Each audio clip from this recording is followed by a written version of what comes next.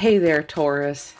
Welcome to a tarot card reading that's going to be dealing with your energies for the month of April. Now, on my TikTok, I already uploaded the April readings that have to do with looking at every single week of April. So if you're interested in getting a week-by-week analysis of the month, feel free to head over to my TikTok. But because I already did that, I thought that I would look at your month of April's main energy, like the main theme that you would be focusing on. And your cards are really interesting. We just popped out 2 10s in this reading with the Two of Pentacles in the middle. Now, you guys know that I do tarot readings from a Rider-Waite-Smith perspective, a Gnostic perspective, and I love to get into the historical avenues of tarot. And right away, when I see those 2 10s here popping up, especially in the upright position, I'm reminded of the fact that in this April for you, you're going to be experiencing a great amount of change. That's because in history, over 100 years ago, when Arthur Edward Waite created the Rider-Waite-Smith deck, which this deck is based off of, he decided to make mention of what number systems were together. So in 1910, when he published his book, The Pictorial Key to the Tarot, when you have 2 10s in the upright position, he listed, it indicated a great change that was going to be happening. Not a little change, not a flippant change, not something that was just in passing. It's like change, and it's surrounding this Two of Pentacles card, which is also very interesting to have in this reading. The Two of Pentacles is largely, in a modern sense, associated to balancing of finances, to be quite frank. It usually, in the traditional tarot, is depicted as a man who's standing on one foot, and he is balancing coins in his hand. It's in the upright position here, although it's a picture of like a goat-looking character on this deck. It is still in the upright position, so it maintains that traditional meaning where you overcome the challenges of finances in your life or things that have to do with money kind of aspects, which could be career, could be education, household bills, court case proceedings, whatever you're dealing with in the realms of institutions and money. That's what we're going to be focusing on. And I know that each one of you is going to be different. Some of you will be dealing this month with the large bills, and that's what it is that you're balancing. Others of you are dealing with your jobs, and that's what you're balancing. You know what I mean? So again, each Taurus has their own thing that they're going to be dealing with here. But as we look at the 10s on the other side of it, we get more of a picture painted. As an example, the 10 of Swords is also a card of great change. It's a very almost like brutality-esque kind of image, whether you're looking at the Animal Orion's deck or whether you're looking at the traditional tarot. It always involves the kind of change that happens with a serious ending to something. Sometimes this card represents endings that are physical in life. I mean, it is a depiction of somebody dying, and my heart would be so heavy if there was those kind of circumstances that you were dealing with. But on a not necessarily just lighter note, but on a different theme, endings can happen with like the end of relationships, the end of jobs, whatever it is. It's not just a change because something leveled up. That comes a little bit later, but it's a change because something completely ended. So in your Taurus life, it's no wonder you'd be balancing something in a financial respect or in your household or lifestyle respect because something came to an end and you would have had to act with that ending.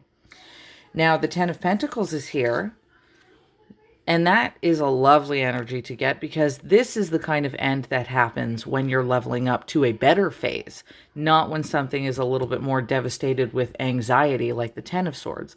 See, the 10 of Pentacles is when you gain a sense of security and stability. So please, can we draw attention to the fact that you, yes, feel like you're balancing your lifestyle, career, finances, job, whatever it is, but you're going to result in more security in the end, more stability. I know that this is a depiction of a whale, but I often find that this deck, it's beautiful in its animal imagery, but it doesn't do the kind of service to the theme of what a card is until, or like the traditional Rider-Waite-Smith does. And as an example, the 10 of Pentacles on the original Rider-Waite-Smith deck is people standing in front of a house, a strong house with an archway, a strong archway, a stable archway. They're with children that are dancing. They're with family that are dancing. There's an elderly person sitting behind them, looking on them kindly, you could think, with sitting in their own stability. There's multiple ways you can look at the Ten of Pentacles in traditional tarot and garner the idea of secure, of safety, of stability, especially coming from a position of imbalance and leading up like the Two of Pentacles all the way to the 10. It's a successful transition from instability to security and stability. So I really like that for you guys. Like, yes, something ended. Yes, it would have felt uncomfortable, but you are on the way starting this April to having that stability secured anyways. Good jobs, guys. By the way, we can almost take that security and stability dynamic and merge the two cards together here because they're repeating the same theme in that respect in terms of security and stability. Because the Two of Pentacles, if you've noticed in the traditional tarot, behind the man who's juggling the coins on the front of that card, there's usually a little boat in the background, or two little boats. Just like there's two coins, there's two boats. In the traditional tarot, one of those boats is massive. And a lot of people miss this. That is a big ass boat, and it is on a big freaking wave. But it is so big, this ship, that it actually overcomes this massive super wave in the background that's happening on the ocean, like an ocean wave. You can see the boat in the back of the picture, and the boat is coming over top, successfully overcoming the challenges of the waves. So it leads us into that dynamic that much more fully of security and stability by merging the themes of security and stability that are apparent with the boat in that picture, and then watching it gradually progress from the wavy energy of the Two of Pentacles over to the secure stability of the Ten of Pentacles.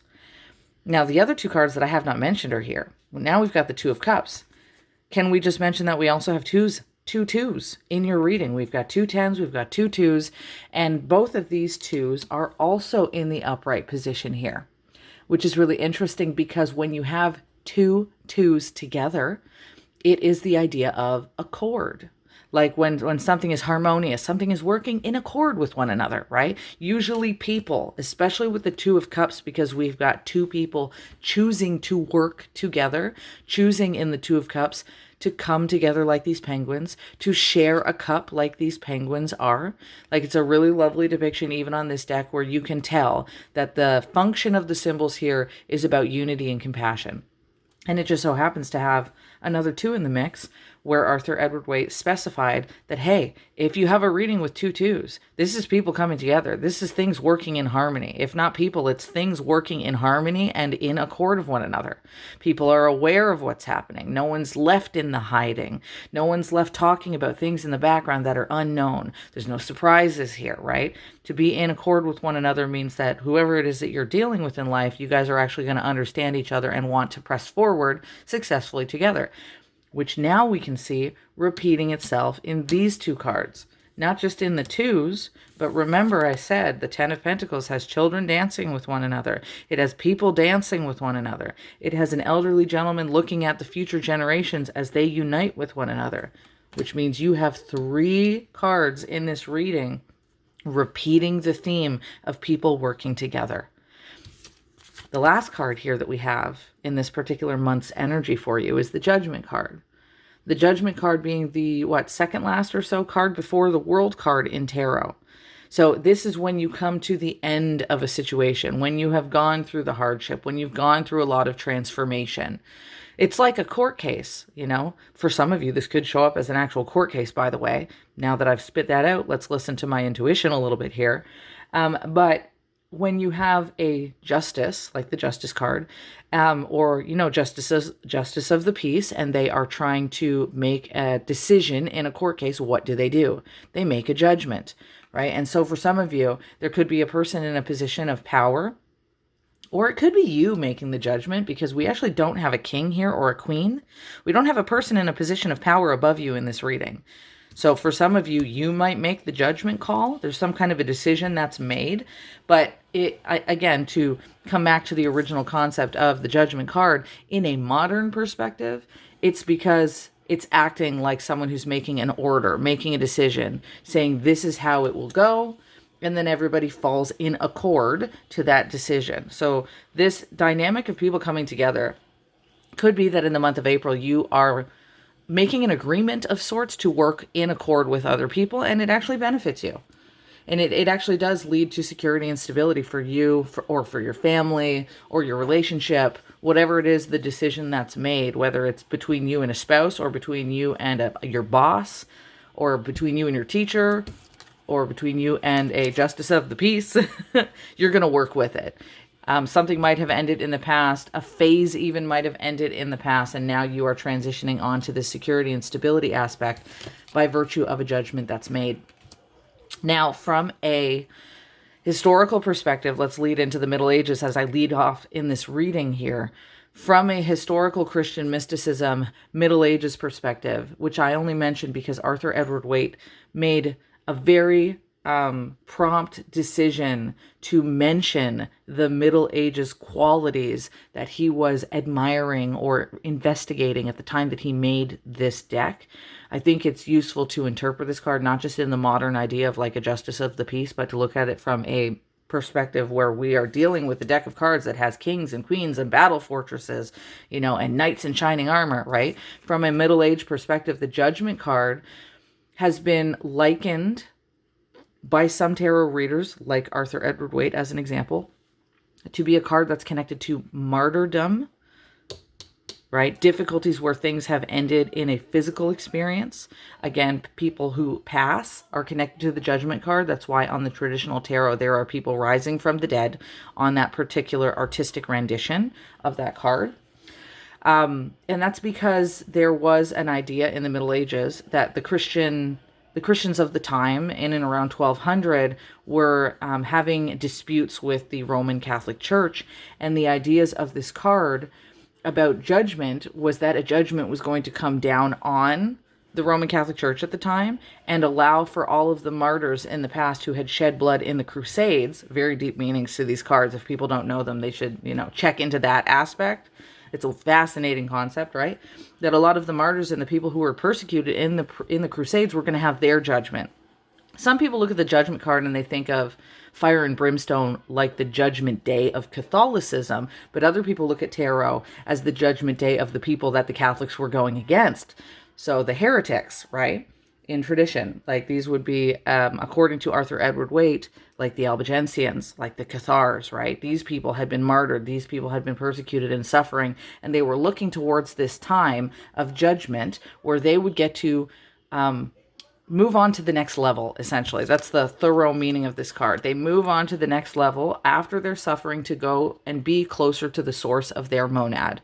Monad being their Father, their God, their supreme, ineffable being that lives. Some people could say their Sky Daddy, but to them it was more like an invisible, unknowable entity. Those ancient Christian traditions, or medieval, rather, Christian traditions, had a propensity to say that the God of the Old Testament was not the correct God, and they wanted to go back with their God. So we take this story of judgment and leveling up after going through persecution, and we liken it, we take the macrocosm of that historical story of these ancient, or again, medieval traditions, and we bring them into the microcosm of your life, right? Because that's how history works. That's how stories work. The books in all of the ages are usually authors and old men from Aristotle to Plato giving us information in writing systems, or in this case, in pictorial systems, so that we can attribute them to our life. Because one generation knows what martyring feels like, and honestly, look at the way of the state of the world in these days. Lots of people know what martyring is nowadays, The idea of suffering and martyring and moving on to a next level doesn't just stop because we become a generation that wears jeans and suits and ties, right? This has been happening for a long time. So again, how do we take that from the macrocosm of history into the microcosm of your life? And the Judgment card becomes this idea in your life that you are about to level up beyond the suffering that you have gone through. You are going to a next level. You are elevating yourself, right? You are putting on the next version of your identity. And it's going to happen, according to this, with unity with the right people and increased finances and security and stability, especially on the home front. So cheers to you guys. Cheers to you guys for experiencing this beginning journey. Because what comes after the Judgment? The World card comes after Judgment. And what comes after the World card? It starts all over again. We go back to the beginning with the Fool card. So this is the last levels, right? You're in a transition where you're ending something.